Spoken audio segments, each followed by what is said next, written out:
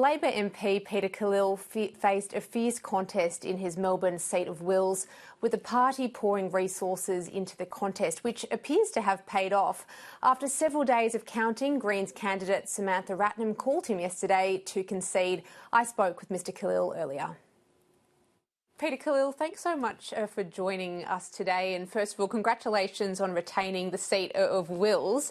You have just come, though, from the first caucus meeting of the re-elected Albanese term. What was the vibe like in the room? Well, thank you, Olivia, and good afternoon. It was really a jubilant, wonderful to see so many new members of Parliament in the caucus. 57% women now in our caucus. It's remarkable, and also the diversity of new members from all walks of life, all ethnic and faith backgrounds.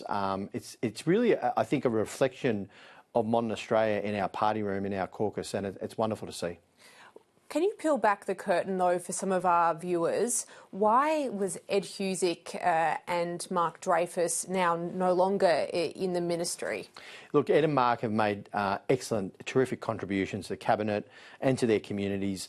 The caucus makes a democratic process. We decide on it collectively. The Prime Minister determines all the portfolios. It's an inherently democratic process. It's voted on.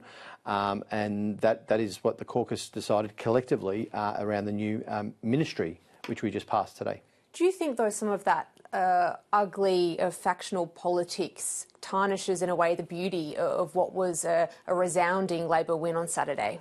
Well, it was a great win. There's no doubt about that. As you say, a resounding win, a wonderful win.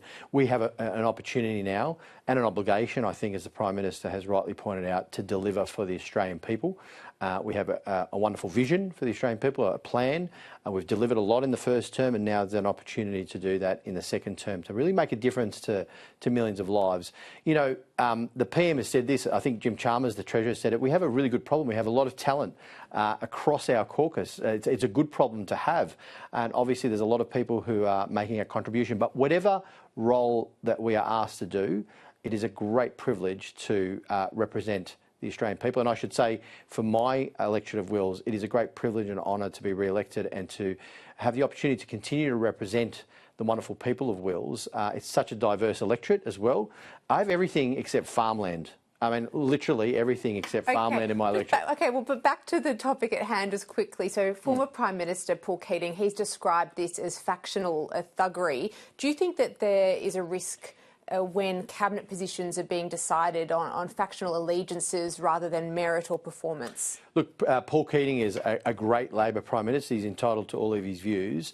The way that the ministry is selected in our caucus is by caucus.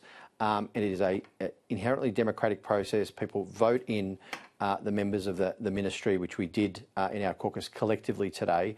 And as the PM said, no one individual is above the collective. We are here in Canberra to actually represent the Australian people, the people that we represent in our communities, and deliver for them every day. And whatever role we play in that, we are there to actually do the work for the people that we represent. You spoke about diversity and the importance of that in the party.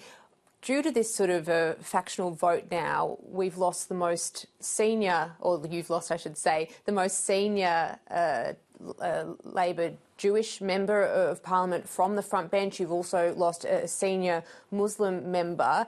Do you think at a time of global unrest and especially uncertainty in the Middle East, those two members especially made a valuable contribution to Cabinet, and will that be a loss moving forward? Well, look, as I said, Olivia, they've made a terrific contribution. The process of selecting the ministry is one that is collectively done by our caucus, and that's exactly what happened this morning. And we do have such diversity in our caucus that we are, I think, able to represent and reflect the views of the people that we represent through the policy-making process in our government. That's a good thing. The more perspective you have, the more diversity you have, the better your decision-making. So having more women in the caucus, actually 57%, it's a majority of women in the caucus, and half in the ministry and the cabinet, and having the diversity of views that we have now is really reflective of modern Australia, and that augurs well for our ability to actually deliver for the people that we represent. You're very plugged in the international security space. The role of Attorney General is pretty important. It's got a broad remit. It's got responsibility for ASIO, the Chief Spy Agency, as well as the Australian Federal Police. who do you think would be a good person to replace Mark Dreyfus? That's an interesting question, because you know very well that this is the Prime Minister's responsibility. I'm not going to be, that's well above my pay grade, and the Prime Minister has responsibility for choosing the portfolios for his ministry. He'll be going through that process this weekend. And he's the only one that knows that. He's certainly not telling me. Yeah, but no suggestions then from your end? No. Okay, no commentary on that one. Let's talk about your campaign in the seat of Wills. So you received a call yesterday from Samantha Ratnam conceding that, you had won. It was a very fierce campaign, wasn't it? Can you tell some of our viewers about your experience on the ground? It was a very tough campaign. I think there was a lot of challenges that we faced, including my volunteers and my staff, and this has been going on for a couple of years. So, and I think the level of intimidation, harassment, physical intimidation, violence is really unacceptable. I think the vast majority of Australians reject that kind of behaviour in our politics. I think, for us, it was very difficult.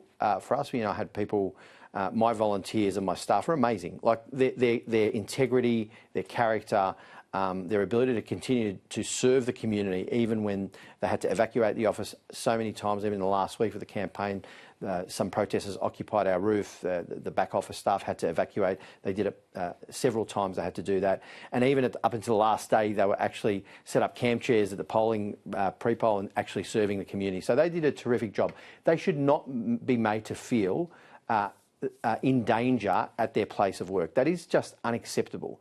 And even at the pre-poll, just talking to voters and having people screaming or being abusive and throwing disgusting slurs my way while I'm trying to talk to voters, or blocking me from speaking to people, that's just, I think, very counterproductive, and people reject that. And there has been a repudiation of this kind of behaviour, this kind of tactic. I just will say one last thing, Olivia. Yeah. Our democracy is precious.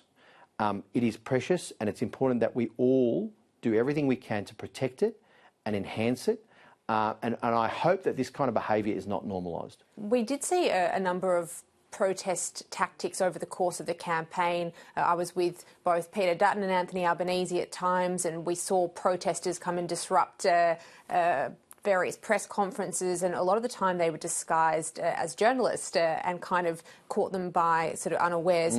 Do we need to be rethinking protections for MPs out on the hustings? What's your view on that? Look, Australia's been blessed in the sense that we've been able to have that great contact, direct contact with the communities that we represent. I would hate to see that diminished. I think what I said earlier about democracy and its importance and our ability to engage with voters, there is an absolute fundamental democratic right to protest. I will protect that every day. Every Australian, every group in Australia has the absolute right to express themselves in protest. Whether you agree or disagree with them, they have that right, and I always defend that. But it is unacceptable when it crosses over into physical harassment, intimidation, violence, vilification based on someone's ethnicity or their faith. And that's what we saw happening a lot.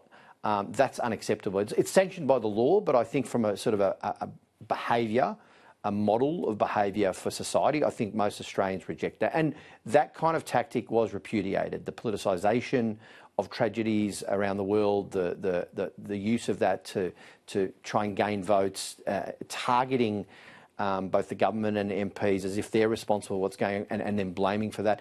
That, I think, has been repudiated, those tactics. And apart from that, obviously, the kind of aggressiveness that was being displayed, most Australians were really rejecting that, I hope. Yeah. So you served as the Special Envoy for Social Cohesion.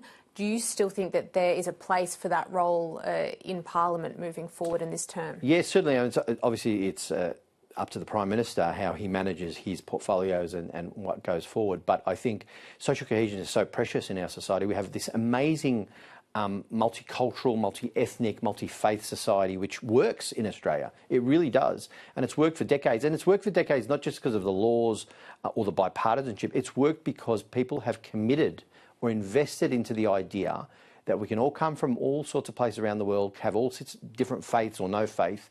We can have all walks of life and backgrounds, but we can actually disagree with each other and navigate our difference peacefully. The Lebanese Muslim Association says the dumping of Ed Husic sends the wrong message. Has Labor let down some of the Muslim voters that voted them in and have secured them a second term?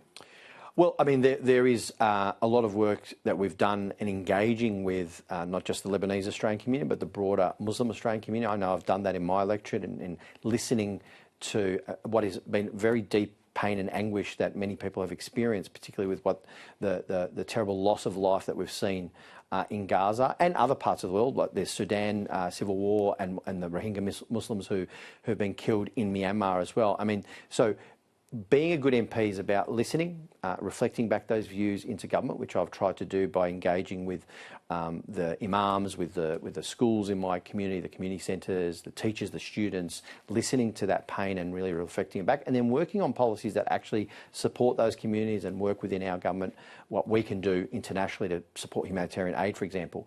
And so there's a lot of work to do on that in that space, and I think we have the opportunity now to engage and continue that work in representing those communities. Can you understand why they're upset, though? Look, there are a number of a couple of Muslim Australians in our caucus. I said it's a very diverse caucus in the ministry. So, engaging with those communities is something that I've done for my community quite extensively, and there's always the room for improvement to listen, to reflect those views back into government, and that's what my responsibility is to my community. And just lastly, who are you happier to see go, Peter Dutton or Adam Bandt? Look, I don't celebrate anyone's misfortune. In fact, I think it's important to note that politics is a very cruel, sometimes cruel, unforgiving vocation, if you want to call it that, career. It is very tough. People make sacrifices to serve their community. We may disagree. I disagree vehemently with Peter Dutton and Adam Bandt on a whole range of policy areas. I disagree with the way they do things. But I respect the fact that people put their hand up to serve their constituents, and I wish them all the very, very best. Peter Khalil, thanks so much for your time. Thank you. Cheers.